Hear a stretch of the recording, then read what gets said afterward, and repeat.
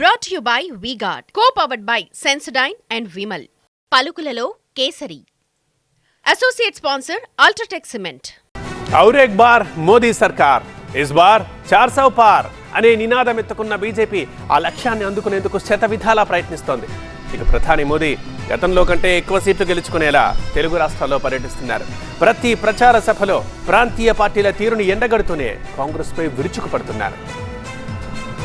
ఆంధ్రప్రదేశ్లో ఎన్నికల ప్రచారం ఊపందుకుంది. పోలింగ్ సమయం దగ్గర పడడంతో ప్రధాన పార్టీలు దూకుడు పెంచాయి. ఓవైపు అధికార వైసీపీ, మరోవైపు ఎన్డీఏ కూటమి, ఇంకోవైపు కాంగ్రెస్ కూడా జనాల్లోకి వెళ్తున్నాయి. మేనిఫెస్టోలు కూడా విడుదల కావడంతో ఆ హామీలను ప్రజలకు వివరిస్తున్నాయి పార్టీలు.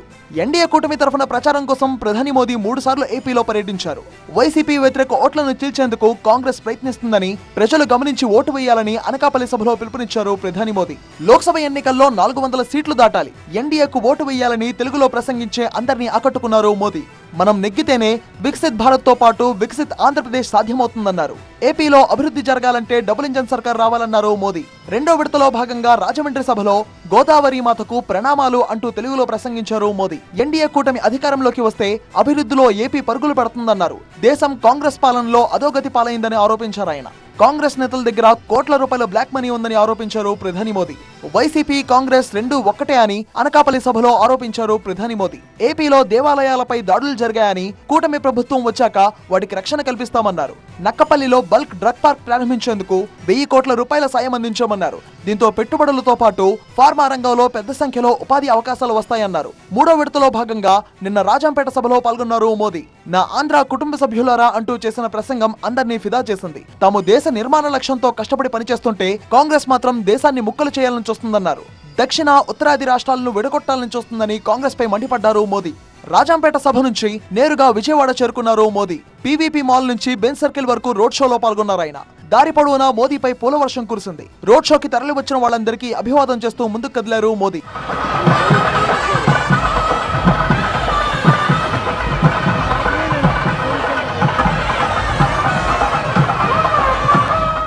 తెలంగాణపై ప్రత్యేక దృష్టి సారించిన ప్రధాని మోదీ మార్చిలో 5 సార్లు, ఏప్రిల్లో 1 సారి, మేలో 2 సార్లు పర్యటించారు. మార్చి 4వ తేదీన ఆదిలాబాద్ లో పలు అభివృద్ధి కార్యక్రమాలతో పాటు బీజేపీ సభలో పాల్గొన్నారు. ఇదే సభలో కాంగ్రెస్, బీఆర్ఎస్ లపై విమర్శలు గుప్పించారు.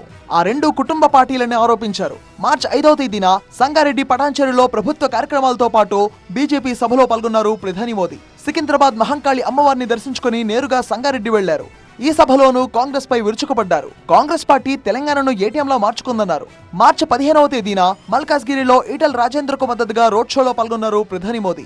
మార్చి 16వ తేదీన నాగర్ కర్నూల్లో బీజేపీ ప్రచార సభకు హాజరయ్యారు ప్రధాని మోదీ. కాంగ్రెస్ పాలనంతా దోపిడీయే అని, ప్రజలంతా బీజేపీ సర్కార్ మరోసారి రావాలని కోరుకుంటున్నారని అన్నారు.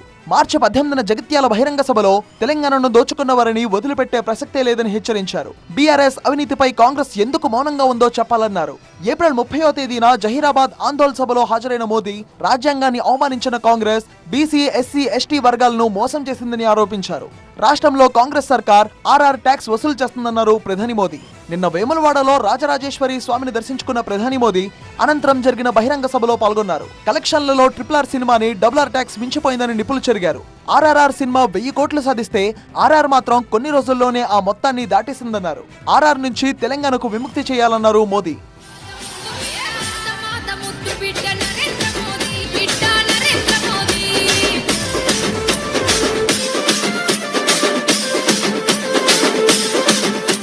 వరంగల్ సభలో మరో అస్త్రాన్ని ఎక్కుపెట్టారు ప్రధాని మోదీ. చర్మం రంగును చూసి కాంగ్రెస్ నేతలు ఈ దేశ ప్రజలను వ్యతిరేకిస్తున్నారని మండిపడ్డారు.